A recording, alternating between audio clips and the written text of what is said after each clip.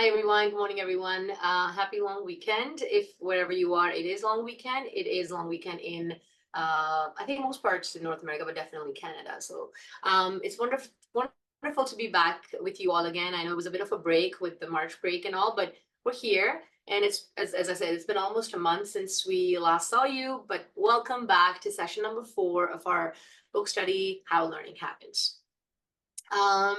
So you know us, but just really quick intro again, because there might be some newer folks joining us today for the first time. My name is Nidhi Sachdeva, and I'm a professor of education at the University of Toronto, and I'm one of the co-presenters for this book study. My co-presenter is Dr. Jim Hewitt, who's also a professor at the University of Toronto. The two of us teach and often co-teach courses on the science of learning for pre-service and graduate education programs. And we're really very, very happy to be here again. And yeah, happy Saturday. Okay. Hi, everyone. It's good to have you be back again. This is the book that we're studying. It's entitled How Learning Happens, Seminal Works in Educational Psychology and What They Mean in Practice. It's written by Paul Kirschner and Carl Hendrick. I think since the last time we saw you, they've actually come out with a second edition of their book. Yeah. Which I believe has a few new chapters in it, and Nidhi and I are really looking forward to checking those out once we get a copy. So it's a great resource for any teacher, and we encourage all of our people that we talk to get a copy. So far in this session, we've covered a number of important topics. We began with the information processing model and cognitive load theory. Paid a lot of attention in that to working memory and the small amount of working memory and how maintaining working memory for students is what essentially cognitive load theory is all about. After that, we explored the role of prior knowledge in advanced organizers and the importance of knowledge building on existing knowledge. And then in week 3, we looked at depth of processing. So today's session, we're going to examine 3 instructional techniques that have shown themselves to be really effective in terms of promoting learning. These are spacing, retrieval practice, and interviewing. Okay, so here's our agenda today. So before we get into spacing, retrieval practice, and interleaving, as Jim was mentioning, we would like to begin with a quick review of what the last 3 sessions were about. Jim kind of gave us a little reminder of what we did in the first 3 sessions as well. And it's also like in alignment with retrieval practice. So let's see how much we recall from our last 3 sessions. And then we're going to get into our session for today, which is the 3 powerful learning and teaching strategies: spacing, retrieval practice, and interleaving. And then we're going to leave you off with what's coming next for the next session, which is session number 5. Okay, so let's start with a bit of a recall. And in a second, I'm going to launch a quick poll for you all. And again, this is a 0 stakes quiz, retrieval practice, whatever you want to call it. And then we'll see how much we remember. And then as we do that, as we go through the answers, we'll talk about the, what it means, and if there's any clarifications, maybe we can do that as well. Okay, I think everybody has participated. So I'll end the poll and share results, and we'll talk about them real quick. Okay, share results. You should see them now. So we'll just really briefly go through these questions, and we'll talk about number 5 as well. And apologies for the error. Okay, so in 1956, Miller published a seminal article that suggested that average person can only hold 7 plus or minus 2 pieces of information in, and the answer is working memory at one time. That's correct. Teachers in number 2, teachers in elementary classrooms often decorate them with posters, artwork, and various colorful materials. Researchers have studied the impact of highly decorated classrooms on student attention. What have they found? And the answer is they have found that it is associated with reduced attention spans. And the point is that it can contribute to extraneous load. It can be a distraction, and children may not be able to pay attention. So that's why it is associated with reduced attention span, because it takes up space in their working memory by adding to the extraneous cognitive load, which is sort of the external stuff. Number 3, the prior knowledge of a learner has no impact on their experience of cognitive load. I have a feeling that I want to be able to answer that even in my sleep while I'm dreaming, and somebody quickly wakes me up and I would say absolutely wrong. So it is false, and false is the correct answer. I think it is, as we learned from what Oswald's quote was also saying, that it is one of the single most biggest predictor and indicator of long-term learning than just about anything else. Number 4, in the baseball study by Recht and Leslie, researchers ran an experiment with a large number of middle school students who were assessed as either good readers or poor readers. Some of the students in each group were familiar with the game of baseball, while others weren't. The study then gave the students a baseball story to read. The goal of the study was to determine if students' prior knowledge of baseball affected their ability to read and comprehend. So according to Willingham, the results of the baseball study suggest which of the following conclusions. And the study illustrates that prior knowledge is one of the most important factors influencing reading and comprehension. So it's not just the reading. What you know determines what you're going to know.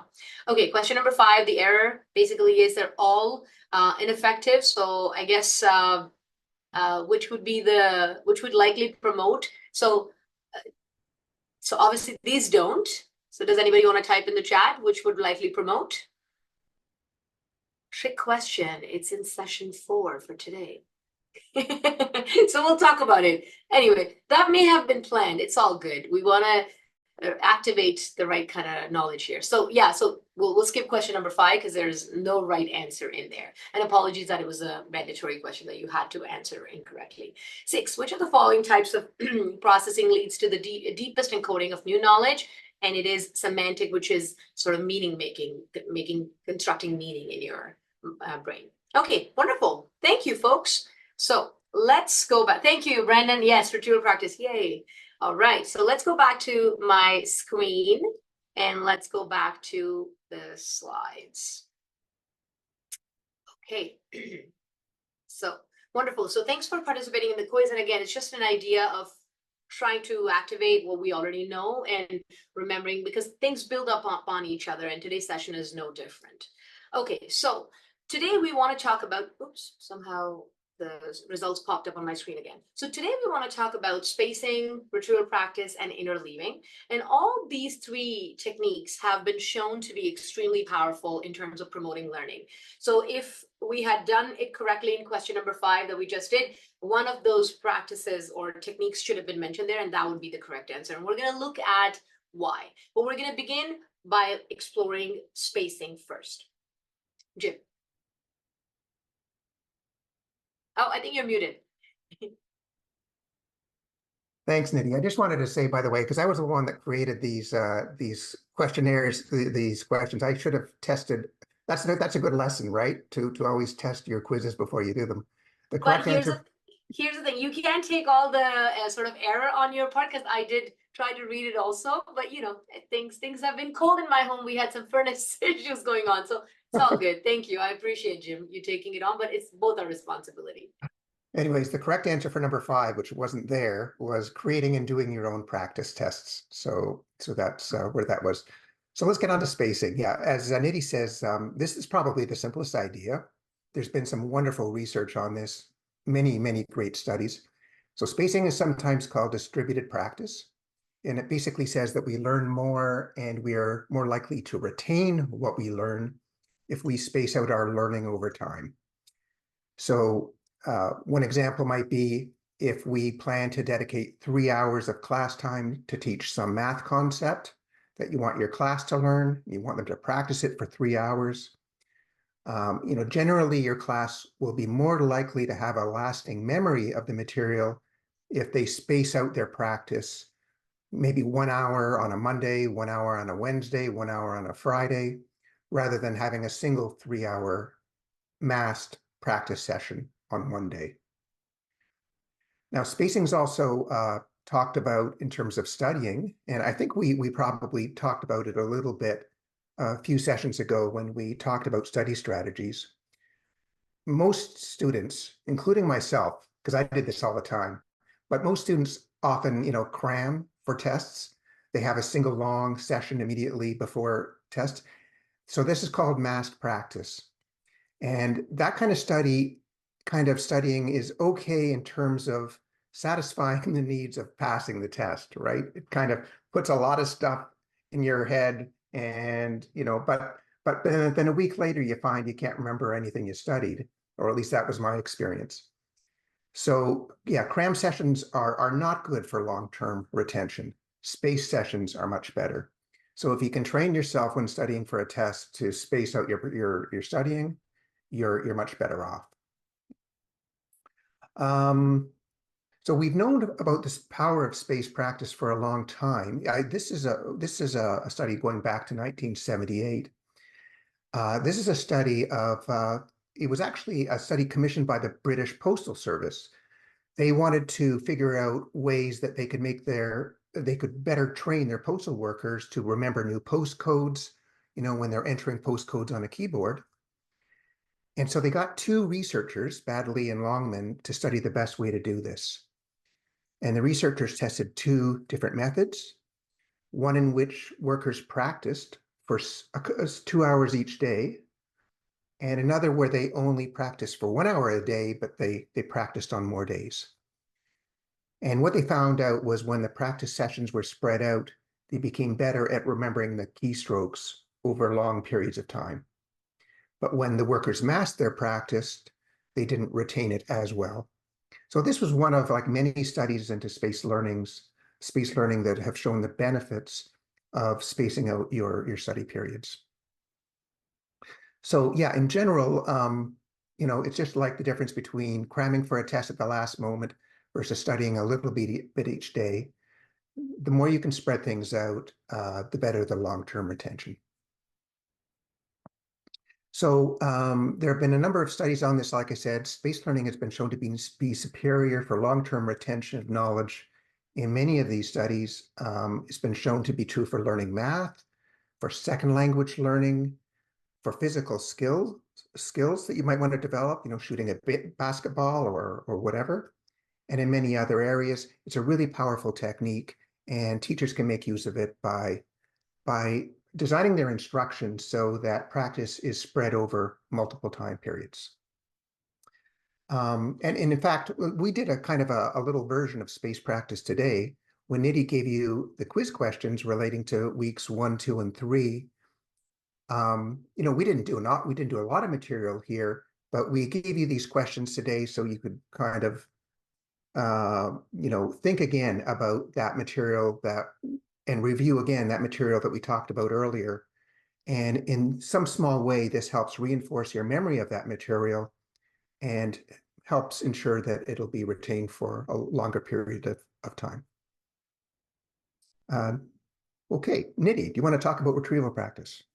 Yes, absolutely. And I just wanted to mention one thought in there about spacing is that it works really amazing, as Jim mentioned, for physical activity. So if you think about learning to play the piano or baseball practice or tennis practice, but it also really works well for actually memorizing information in our brain. So there's lots of evidence for both motor learning and what they call verbal learning with regards to space practice or distributed practice. Okay, so let's look at retrieval practice now. This is also known as the testing effect. Retrieval practice is a very, very, I should say, powerful learning strategy that's really easy for teachers to use. I want to begin by telling you about a classic educational experiment that was conducted in 2006. And I'm going to explain the experiment to you, but I won't tell you the results right away. So I know you're all paying attention, but here it is, pay attention. I'm going to give you a chance to see if you can predict the outcomes, and then I'll tell you the results, of course. Now, here's the experiment. So the experiment was conducted by two researchers named Rodiger and Karpikes. So Rodiger, if the name rings a bell, it's one of the authors for the book, Make It Stick. And the paper they published has been cited over and over and over again in support of retrieval practice. Its citation count is, I think, is in top 1% of all educational research papers. So that's pretty amazing. So here's the experiment. Listen carefully. There's lots going on in there step by step, so it's a little complicated, but I'll try to simplify it. So the researchers began by producing a large number of pages of text that they wanted students to learn. They recruited a bunch of students and told each student that their job was to study the text and that they should try to learn it. Okay, what they did was they set up two different conditions, and here they are. So condition number 1, let's start with that. Each student in the first condition was asked to study the materials, and they were given 7 minutes to do that, okay? Each student in condition 1 then took a small break, a short break. So they studied and they took a break. They were asked in this break of 2 minutes to do some math exercises just to clear their minds for 2 minutes. So 7 minutes of studying, 2 minutes of break with some math, using math as distraction. Then there was a second study phase for another 7 minutes, okay? And this is the condition 1, basically. So each student had a chance to study the material for a total of 2 periods of 7 minutes each. And we call this particular condition study condition, because they studied, took a break, and studied again. So 7 minutes, 2 minutes break, 7 minutes study again. Study condition. Condition number 2, let's look at that. It was pretty much the same in the beginning. It started the same way. Each student in the second condition was asked to study the materials for 7 minutes, just like in condition 1. Then they took a break, just like in condition 1, and then they were asked to do some math exercises as distraction, okay? Just like in condition 1, as I said. But here's the change happened. After the 2-minute break, the students in condition number 2 were asked to do a free recall test.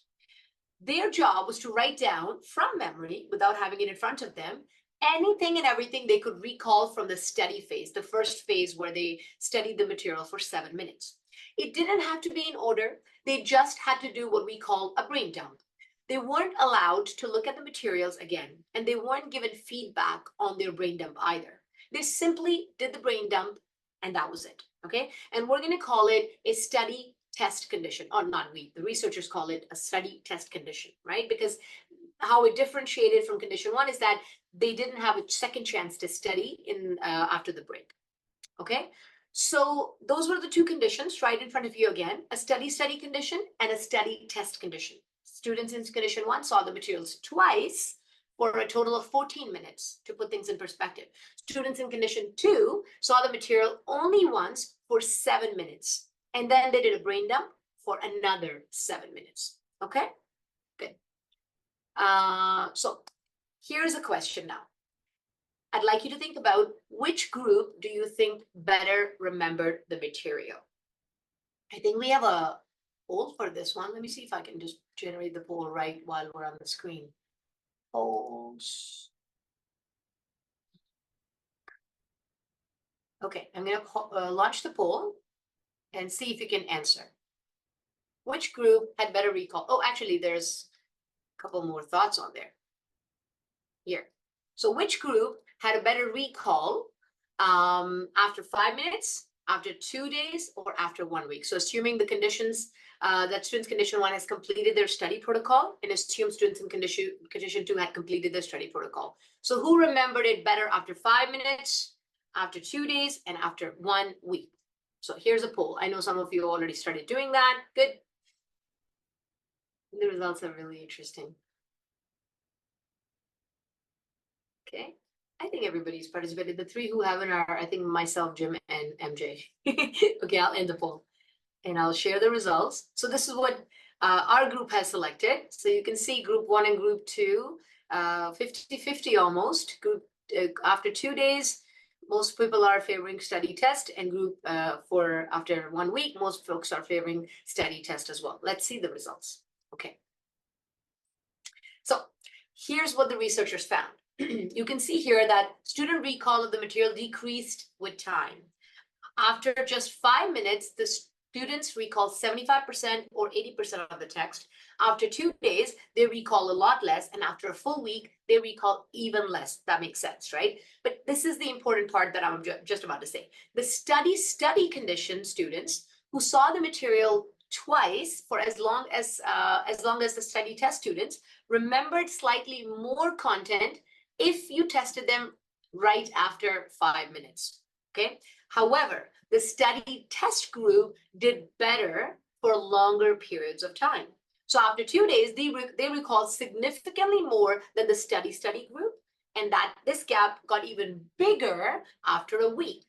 Now, the important insight from all this is that testing can be a very, very powerful means of improving learning and improving recall, clear from this very, very powerful study, right? Getting students to pull knowledge out of their mind actually solidifies the content in their memories, right? And the point is that the longer there's time gap in between, so that notion of spacing in there, the better that retention gets when we have given them an opportunity of doing that recall, doing that retrieval, right? That's really powerful. Okay, well, thank you for participating in the poll. So this phenomenon is what we call retrieval practice, or as I mentioned earlier, also sometimes referred to as testing effect. Personally, I do really like to call it retrieval practice over testing, because I don't mind the word testing, but I think then you have to do a bigger fight with the community out there. The word testing can have all kinds of connotations to it, but retrieval practice, very, very powerful, right? It basically says that when you test someone, it improves their memory of the content. It's really, so when you pull something out, it makes it get retained longer, better. It becomes more durable and more long-term. So pretty awesome. Okay. Somehow the slides are moving now.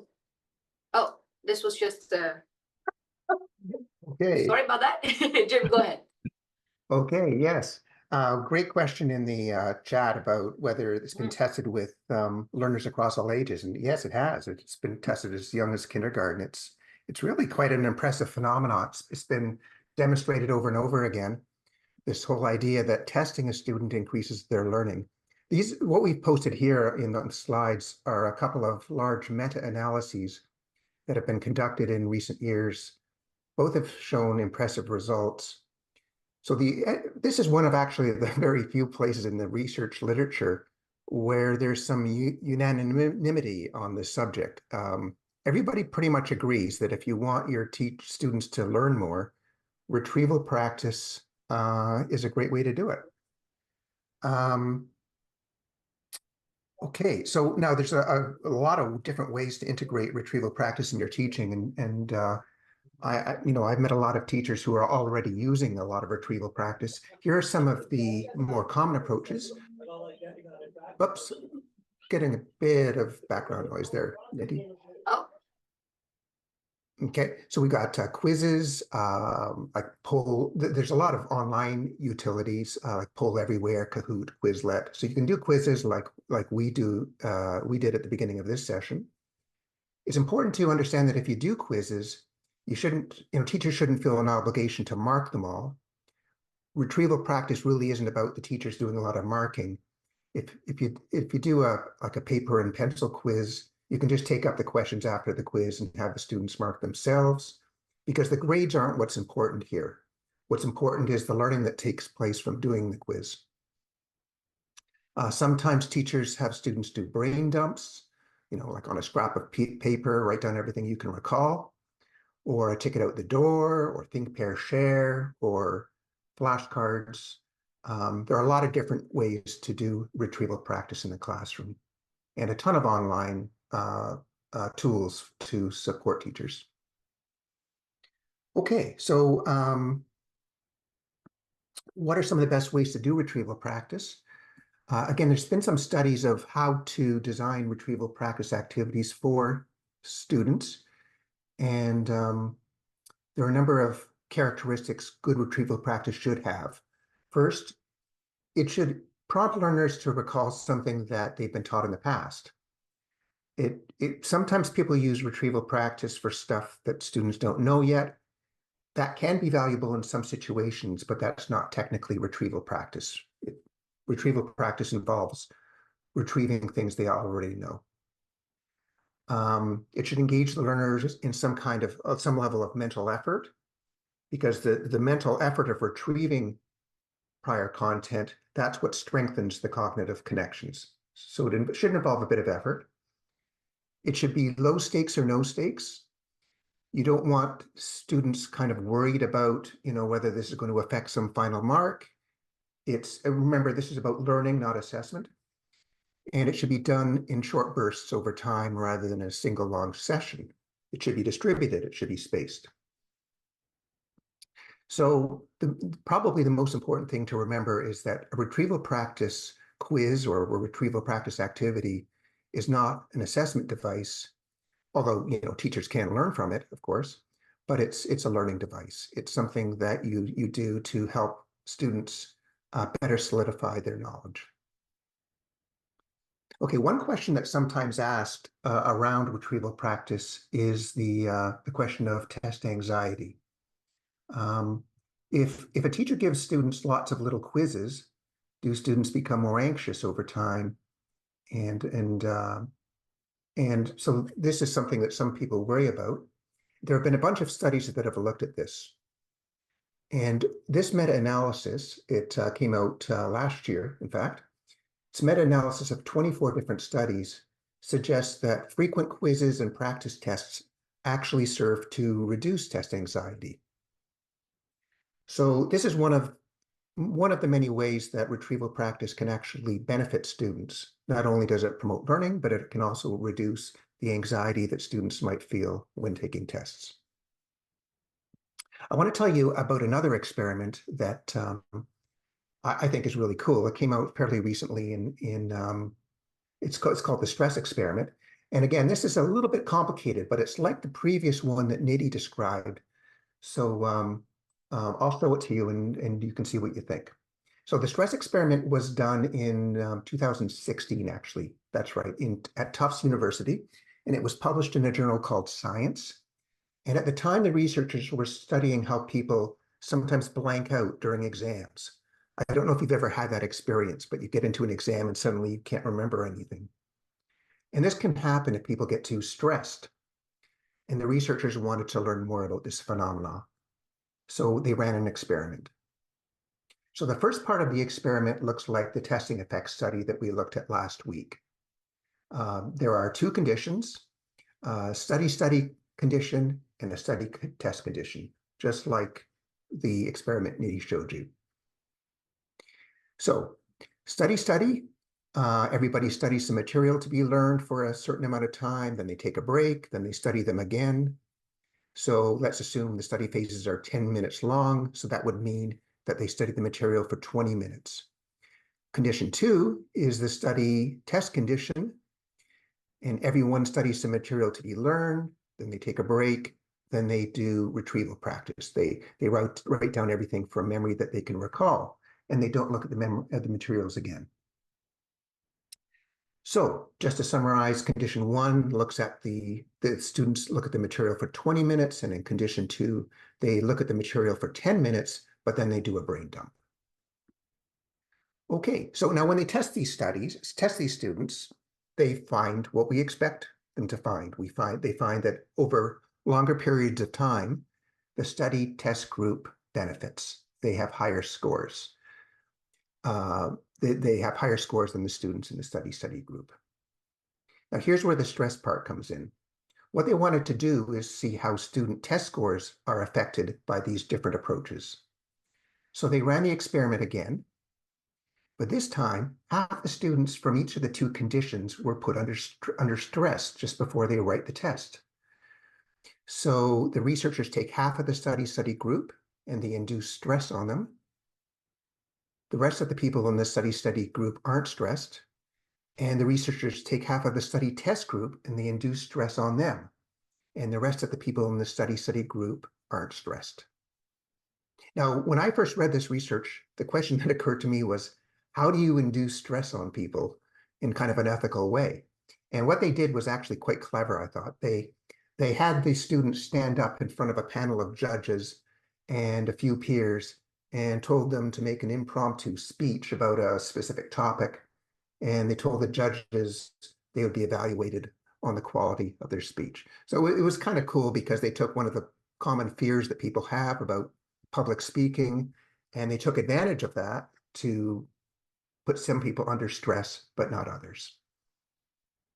Okay, so the question is, what do you think the impact of stress was on performance? So if you have any ideas, rather than do another poll, just write down in the chat what you think has happened here.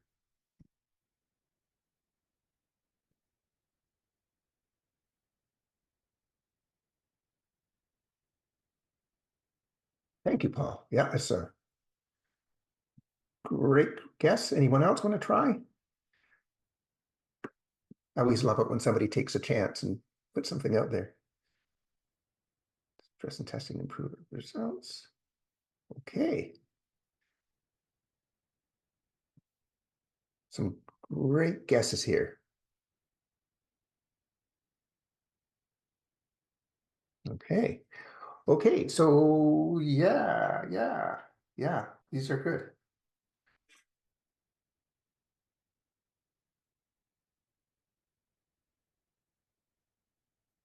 Okay.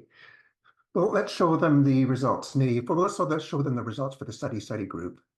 So you guys are right that, yeah, the students who were stressed had lower scores than the not stressed students in the study group. And in the other group, what happened? No difference, as some of you also predicted. The stressed students and the not stressed students had no difference in outcomes. So this was, I thought anyways, I thought it was kind of cool because what it means essentially is that having students do a lot of retrieval practice actually helps them cope with stress during exams. We've got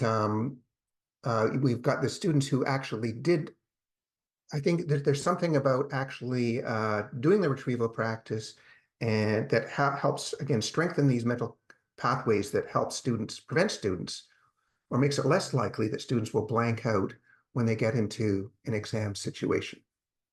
So here's the paper that was published.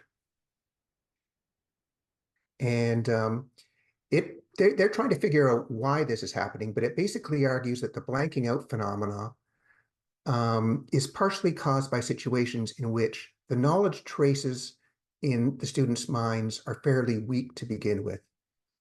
And what they think is happening is that retrieval practice is strengthening those knowledge traces, those memory traces, making it easier for them to pull them out when they get into when they're in an exam situation. So this reduces the negative impact that stress has on student performance. So anyways, I thought this was a very clever study, and I thought it's a nice way of showing that some of the benefits of retrieval practice, that even if students are stressed in an exam, retrieval practice can help them retrieve the memory they need to perform. Okay, Nidhi, do you want to talk about some of the other research? We've got another few papers. Yes, of course. And I did want to mention that, growing up in India, we did have to do a lot of tests. So I didn't know this research behind this earlier, but just doing lots of tests throughout your school year. And then it just became a part of, so I don't know if that's the other piece of it. Just, you just become a little bit more, but clearly there's more science in it that it helps to recall better, and that reduces the stress, even if there is stress, and then you just continue to recall it better. Anyway, fascinating. Okay. But before we move away from retrieval practice, we want to talk a little bit about interesting paper entitled Retrieval Practice in Classroom Settings, a review of applied research. This paper, which came out in 2019, performed a meta-analysis of the literature in an attempt to answer a few key questions. And I'm going to show you those questions. So here are the questions. Has retrieval practice been shown to be effective in real-world settings, or has it only been effective in lab experiments?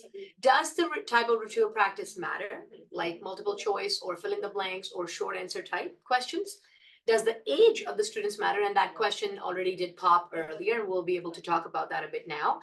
And is it better to do retrieval practice than some other active learning strategy? So what we want to know is, what does the research say? And that meta-analysis did an amazing job of doing that. Anyway, so the first question is about where the research on retrieval practice has actually taken place. So sometimes if you do an educational research in labs or other artificial environments, you get different results than if you do the educational research in real classrooms. However, that's not the case with retrieval practice. And Jim was mentioning that, it's really unanimous. We agree on it. And we agree also on it where it's taking place, and that it's really effective in real life classrooms as well. And studies have shown to produce real learning gains, right? It's not just in the lab, but it's worked in real life classrooms as well, effectively. The second question is very interesting. does the type of ritual practice matter? And that's a really valid question. Does it matter if you do multiple choice or fill in the blanks or short answer types? They found some differences. Multiple choice and filling the blanks, filling the gaps were shown to be highly beneficial for students. Short answer tests, on the other hand, were not so consistently beneficial. So that was an interesting, really useful finding as well. Question number 3 is, does the age of students matter? Ritual practice has been found to be effective and beneficial for all ages, from very young children to adults. However, age matters when the type of test is considered. That is, children in the 6th grade and below were not benefiting as much from short answer tests. However, children were benefiting more through multiple choice and fill in the gaps kind of questions, the younger ones. So that's important too, because I think you have to generate a lot of content when you're trying to write a short answer type questions versus pull something out of your memory in terms of fact or concept. And the information is out there in front of you and you're just picking from it in the form of a multiple choice question.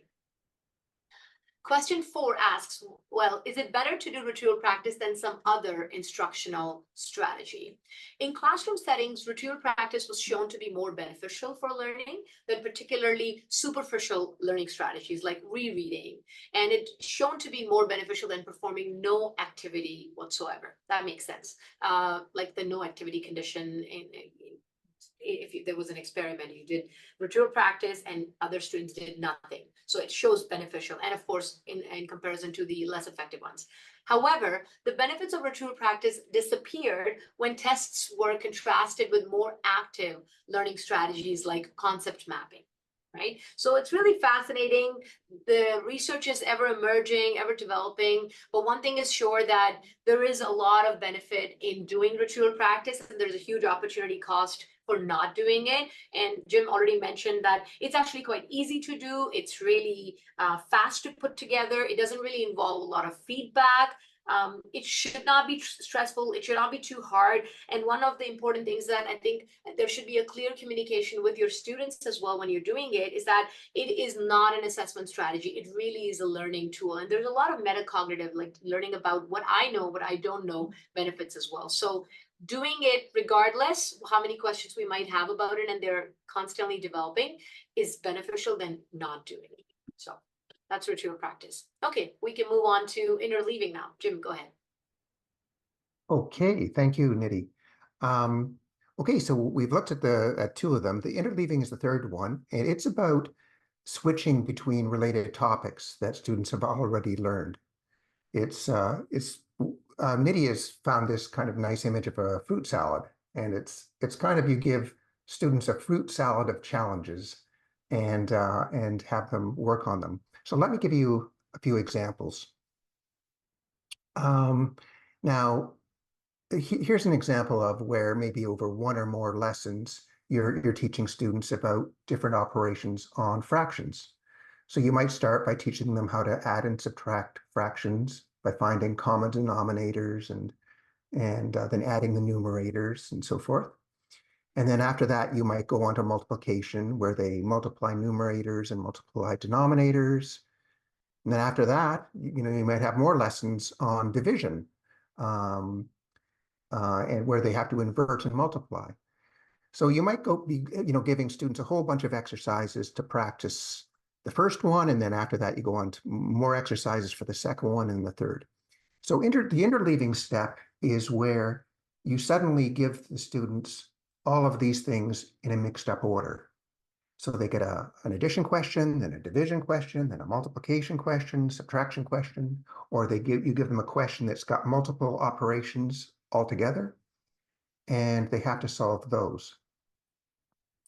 And one of the reasons why the interleaving step is effective is because it requires students to do a kind of another level of thinking. For example, suppose your students have a bunch of multiplication examples.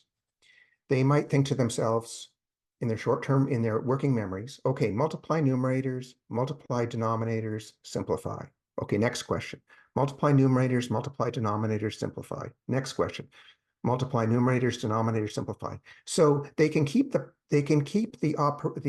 procedure in their working memory and just do one question after the other, and it becomes quite easy. But when they get to lesson 4, or the fourth part where they have to interleave, it becomes a little more complicated because now they have to figure out what kind of operation is being done, and then they have to pull out of long-term memory what the correct procedure is for solving it. So if they see addition, they have to think, okay, well, addition, that's find common denominators and add numerators. Oh, multiplication, multiply numerators, multiply denominators. Oh, division. So there's that extra step of having to pull out and decide how to do it. That makes it more challenging and helps solidify the new knowledge. So let's another example you can also talk about in the physical realm is to think about batting practice on a baseball team. So let's go to the next slide, Nidhi. Suppose a baseball player is practicing their batting, and they get a batting machine, a pitching machine to pitch 10 fastballs one after the other. That's like topic 1. And they practice hitting fastballs, and then 10 curveballs, and they practice 10 curveballs, and then change-ups, and then sinkers, different types of pitches. And the problem with this kind of practice is that the batter knows what kind of pitch is coming next. If they just got a fastball, they're ready for the next fastball, and they kind of anticipate what kind of timing they're going to need. And the value of interleaving, again, is now that you mix up the pitches, and this makes it harder for the batter. Now the batter doesn't know what's coming next, so they have to study the pitch more carefully to figure out how they're going to react to it. And so studies have shown that if you have that interleaving step, they become better pitchers. Sorry, they become better batters. They learn how to react faster to the pitches that are coming at them. So that's the general idea behind interleaving. By giving students variety and mixing things up, that they become better at, they understand the concepts deeper, and they retain the knowledge longer. I want to tell you about one last experiment. This is called the beanbag experiment. And those of you in health and physical education might appreciate it. It's a famous study, and it's an old study from the 1970s. And again, this has been replicated a number of times. So let me tell you how it works. So they began with 2 large groups of 12-year-old children.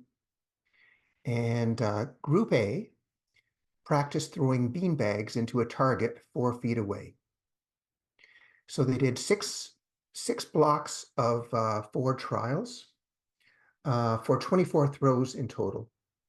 So again, these kids are throwing at a target 4 feet away, 24 practice throws each week. Group B practiced throwing beanbags into a target 3 feet away for 4 trials, and then at 5 feet for 4 trials. And then they'd mix them up, 3 trials, 3 feet, and then 5 feet, 3 feet, 5 feet, back and forth, until they had done 24 practice throws in total. So they do this each week for 10 weeks.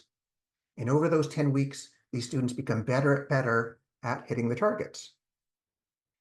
And then at the very end, what they did was they tested everybody on hitting the 4-foot targets. And you'll notice that the Group B students have never thrown anything at a 4-foot target. Only the Group A students, the Group A students have done nothing but throw at the 4-foot target. And so they wanted to see which group would do better. And why don't we just show them the results here, Nidhi? So, I didn't show the results. Okay, but the results basically were that the 3 and the 5, the students who never threw at the 4-foot target, the students who only threw at the 3-foot target and the 5-foot target, did better at hitting the 4-foot target than the students who had practiced exclusively on hitting the 4-foot target. They found out that varying the practice actually helped them become better and gave them a better sense of distance and how their throws related to distance. They had a good sense of of what kind of throws were too hard and what kinds of throws were too soft. They could better judge this distance because they varied their practice over different distances. So anyways, a very cool study. Here's the paper. It's called Specific and Varied Practice of a Motor Skill. And it has this sense of interleaving within it and shows the value of interleaving. And you can kind of see if you do physical education, if you teach, for example, students to sink basketballs from a foul line, that this could have some value. If you want the students to become better, maybe train them at hitting the target, at hitting foul shots, several feet before the foul line and several feet beyond the foul line, and just so they get a really good sense of distance. Okay. Oh, Paul. Hi, Paul. It's good to see you. Hello. Good to see you. I'm back. Thanks for joining us. We Yeah. were just finishing off talking about interleaving. Yeah, we're pretty much done anyway, so we could just finish off this slide and then Go ahead. use the rest of the time to chat with Paul, in conversation with Paul. So yeah, Jim, do you just want to finish this particular slide of how to interleave, and then I can stop sharing the screen because I think we're almost at the end of the slides anyway. Right. Okay. So interleaving seems to work really well when you're interleaving. Again, related topics, things that students could mix up, like adding fractions and multiplying fractions, rather than interleaving across broad things like history and math and English. You want to interleave tightly related things. Only interview a few different topics at once, and make sure that the students have mastered the basics of the things you're interleaving before you do interleaving. And lastly, the benefits are not immediately visible, but it does help for long-term retention. And I'd say that's where my analogy for the fruit salad came in, because you want to interleave related things. So that's why all of Jim's examples were, if it was in the baseball, it was different kind of balls. If it was in tennis or basketball or math, they were all within the sort of like fractions. So addition, adding them, multiplying them, dividing them, etc. And so they're all related topics rather than really. So that's where a lot of the error or confusion happens with interleaving. I often use, not that I have anything against broccoli, but I'd say I wouldn't mix broccoli with my fruit salad. But that's the idea. So you want to interleave related topics and really making sure that the first aspect, second aspect, whatever you're going to interleave has been mastered really nicely. I do have a micro lesson if folks want to take. I'll send the link as well in the chat shortly, but there's a micro lesson if you want to take a quick picture of this QR code. But this kind of talks about it a little bit as well. Paul's here. Paul, welcome back. Nice to be here. Sorry I'm so late, but we're having the family here today. It's Easter Sunday tomorrow. So I'm in the middle of baking an Easter bread. I made the almond paste that's also has to go inside of it. And all of my children, except for one at the moment, and grandchildren are also here. So it's kind of crazy. And all of a sudden I sat down and I saw that I was too late. So I decided I'll try it anyhow. Not too late at all. Today, just to give you a context, we talked about, we started with a bit of a ritual practice of what we did in the first 3 sessions, prior knowledge, deep processing. And today we were focusing on ritual practice, interleaving, and spacing. So we kind of mostly shared some classic sort of studies and experiments. And there were some really amazing questions coming in. Typical desirable difficulties.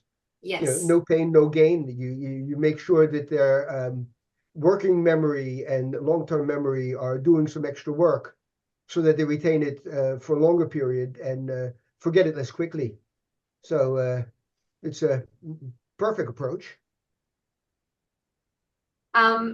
Folks, if you have questions specific to today's content or anything that's coming to your mind, please drop it here, and we have Paul to answer. Paul did mention an important term here, desirable difficulties. All these 3 techniques that we did talk about, they fall in that category, and it's this beautiful alliteration. I'm actually a really big fan of Robert Bjork's work. I often read it, and he distinguishes this idea between learning and performance too, right? Like, so all of the easy things that we do that give us the illusion of learning, like rereading, highlighting, quick review, they give us the short-term performance or short-term benefit. But when you do that later on, you can't remember. And that's where Bjork says that, what's the target of instruction? It's long-term durable learning. It's desirable because it'll give you that. It's difficult because it challenges your working memory to pull that in the moment. So thank you for mentioning that word. And there are two other ones that are often forgotten. Yes. And that's interleaving, but interleaving of contexts. So doing things in different contexts so that you see that what you're doing here also works there. And while it might be the same topic, it's in a different context. And the other one is the reduction of feedback, because what teachers often do is they love giving feedback. They think it's really good for the students, and it is. But students tend to become dependent upon it and not do the work themselves because they know the teacher's going to give them feedback and repair any mistakes that they've made.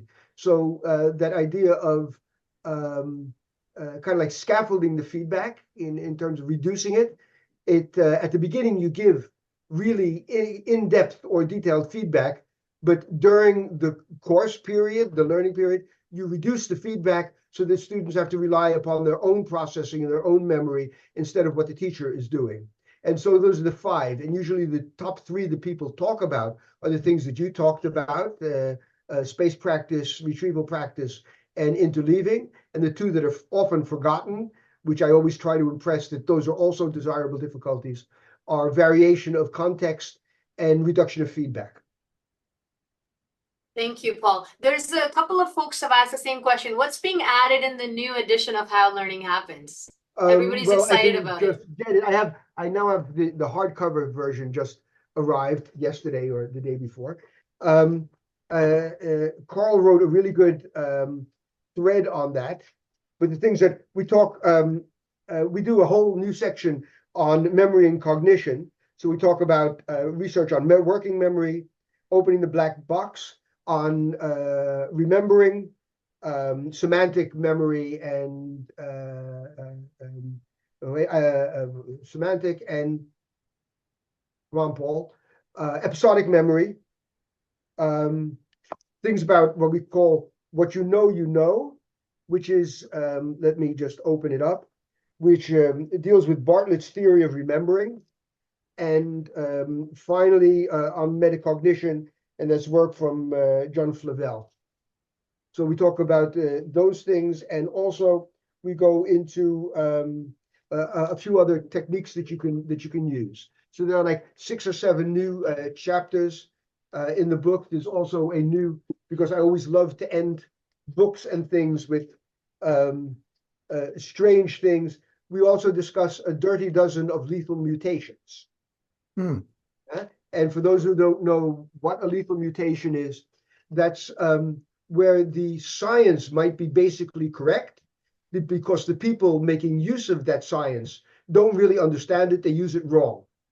A typical lethal mutation is, I think that you must have talked about today, Jim, was in interleaving, that people will think that you can interleave Spanish with biology and history.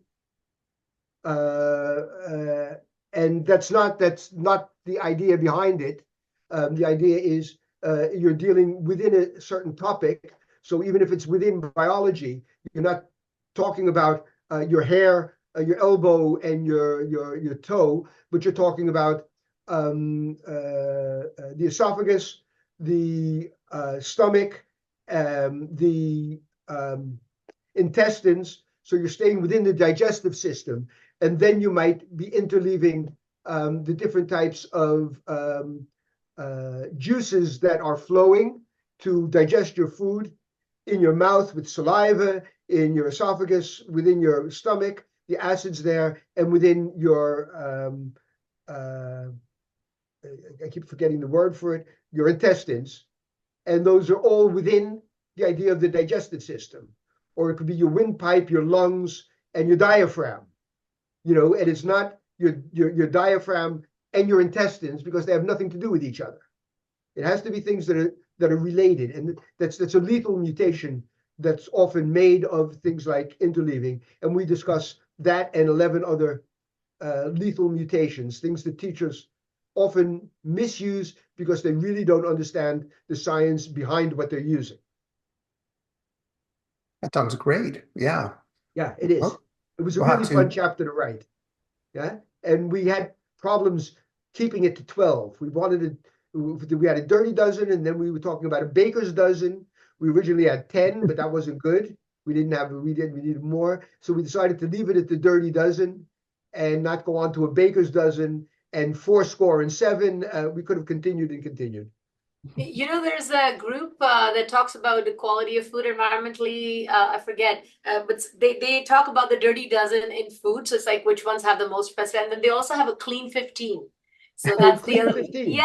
Well, So remember just that giving for the third edition. Yes, The Clean 15. yeah. Clean 50, Okay. dirty dozen. And they changed the dirty dozen in the sense of which ones this last year showed to have the most, like strawberries almost always top the list. So it's like which ones you should be eating. Or anyway, I don't want to change the topic, but Yeah, just okay. wanted to give you the little phrase Very of good. clean 15. Okay, if we're doing that, then I would say but if you're making a fruit salad, although a tomato is technically a fruit, I wouldn't Yes. normally include it in a fruit salad. Yeah, that's true. No. That's true. There's different ways. Yeah. I wanted to pick up a couple of questions that came up, Okay, Paul. go ahead. I came late and I have no stopping time. Okay, so that's great. So as long if as you I'm have, here, I'm in an area that's quiet and not with 15 other people in the neighborhood. let us know whenever you need to go, though, and Okay. we won't keep you too long. We totally respect your time, and it's awesome that you came. So there's an interesting question when you were talking about the feedback, reducing feedback, and it says, would peer review or self-review be a good replacement to teachers' feedback and also act as a retrieval activity? Yes, it could, as long as it doesn't reach the point where the other person is doing it for you. That's the whole idea. You can always farm it out to someone else, but if you farm it out to someone else, number one, you have to be sure that the feedback that they're giving is correct, which often isn't the case. It can lead to misconceptions by the learner if the person that's giving the feedback also doesn't really understand it. So that's a problem. And number two, what you want to do is what students often do is they think I'm going to get marked for the feedback I give. So I'm going to give incredibly in-depth, highly worked out feedback. But if you do that, then you're doing the work of the person that should have been doing the thinking in the first place. So if you can avoid those two lethal aspects, to go into those terms, then you can make use of it. Thank you.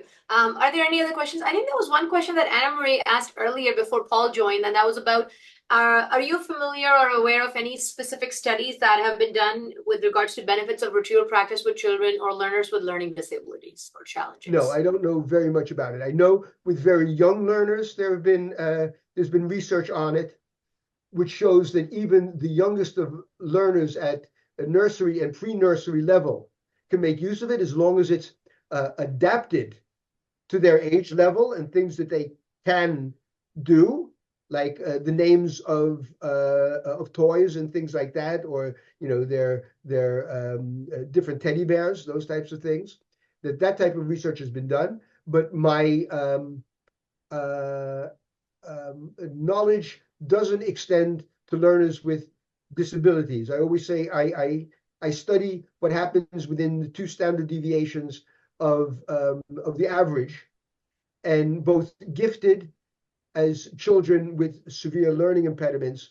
I don't know very much about it, but I'm sure research has been done on it. If you look at desirable difficulties, if you Google desirable difficulties and disabilities, learning disabilities, you'll probably run across it. Awesome. Thank you. I just put in the chat if anybody has a specific question, if they would like to just raise a hand and ask it. This is a great opportunity. No problem. And if there are no questions, then I'll go and do other things, like lie down on my bed until the bread has risen enough to be kneaded again, with a K, or I'll stay as long as it's needed. Awesome. Paul's just saying, Paul Gertrude, our other colleague, saying, love the idea of lethal mutations, things we have to watch out for as we implement research findings in our practice. I think that's very really important. Yeah. The researchers forget about that. So I have to put the blame on also on my own colleague researchers, we think that if you drop it and you write it in a way that you think is understandable, that it'll be used in the right way. So the onus is on both the teacher to understand the theory, but also on the researcher to present it and translate it in a way that a teacher really understands what's happening. And a good way to do that is to talk to somebody who has no idea what you're talking about as a researcher, and see if they understand, like, okay, how would you implement this? And if that person says, well, I would mix history lessons with language lessons, then you know the way you've discussed it and tried to explain it didn't work, and it opens the door for lethal mutations. So, Yeah. you know, like, get off of your ivory tower or get out of your ivory tower. When will the new book be released? It's already been released. Yeah. As I heard from yesterday from the publisher, it was released on Amazon yesterday, or on Facebook or whatever. So it was in order, and it's now in order. It's there. You're a very strange person here named iPhone. Did your parents name you after that? Were they Steve Jobs adepts or something like that? That's funny. While you're here, I do have an interesting question, and it may take us into a bit more deeper discussion, see how long and how much you want to share. So you mentioned as you walked in the word desirable difficulties, and that's where all these categories that the effective techniques that we talked about today have, because they add that little aspect of desirable difficulty. And then you also talked about lethal mutations. So I cannot help but bring up the notion of many people try to say desirable difficulty same as productive struggle. No, and no, I know it's that's not, wrong. but There are there's two the things. word for you. Yes, so please No, take it no, away, because I know you'll explain it. I won't go into deeply. The idea, productive struggle is normally presenting something that someone can't solve, whereas desirable difficulties is creating a bit more mental effort. And there's a difference between making it more difficult in terms of requiring more mental effort, or making it unsolvable and have people make mistakes and thinking that they'll learn from mistakes. That's one of the problems I've always encountered. People who try to measure cognitive load, they misrepresent the amount of effort that it takes to solve a problem, to carry out a task, with how difficult the task was. And difficult, there could be a very non-complex, simple task in quantum mechanics, which for me, as a cognitive scientist, is very difficult. But it's not a complex task. It doesn't have very many elements that are related to each other, that depend upon each other, and things like that. Whereas for an expert, you can have a fairly complex task that for that expert is very easy. And that's the thing that get mixed up. And what you were talking about there, the productive struggle, that deals actually with how difficult a task is, and not how complex, not how much mental effort you need. So if you look at it in that way, you can see that they're two completely different things. If you remember that as a teacher of whatever you people are teaching, or as a learner, as psychologists, that a non-complex task in quantum mechanics, doesn't make it simple for you. It makes it easy. It doesn't make it easy for you. So there are two different things: complexity and how difficult it is to answer, and they're based upon completely different things.